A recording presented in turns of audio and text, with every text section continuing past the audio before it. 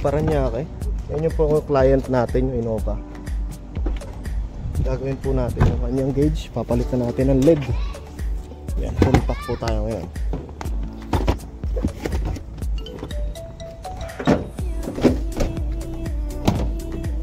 Nakaroon na yung mga bata.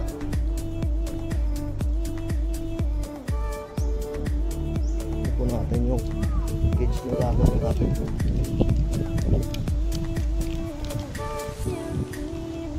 Palitan natin ng LED.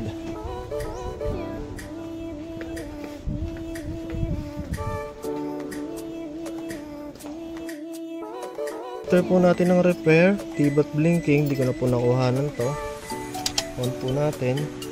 Yung fuel gauge din po kasi yung issue daw po niya na tirikan na po half empty. Ngayon sinalpakan ko po ng gas gauge. Wala po sa gas gauge siya mismong gauge ang problema po natin. Doon po mismo sa tank. Yan po gumana na. Tapos replace LED rin po kami. Yan po. Yung papansin nyo, ice blue na po yan. Hintayin ko lang po na pumalo yung kanyang temperature bago ko po to iwan. Kasi hindi ko po iniiwan nang hindi ko po natetest yung temperature nya. Tulad po nito hindi umandar. Yan.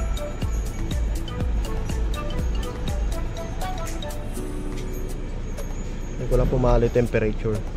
Wala sir, dito tayo sa Paranaque, sa Woodsville. Yan.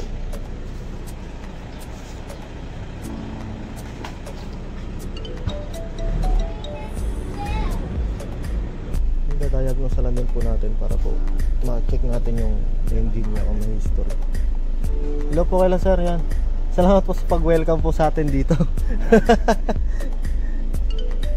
Scanning ko lang po. Toyota tayo. Yung kanyang tumaas na yung yung temperature niya. 271 ang odometer. So mapapansin niyo yan, nakailaw na yan. Ayun blue na siya.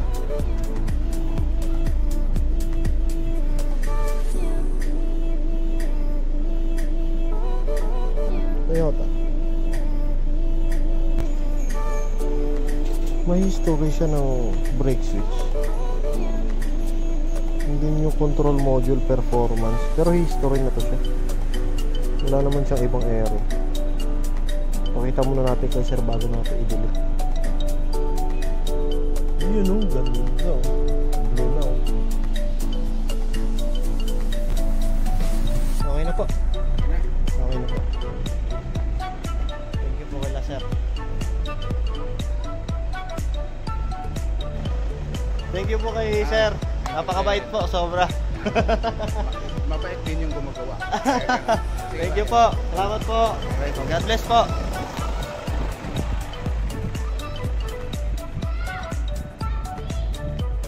Kids, let's go. Let's go na. Let's go na po kami. Bye.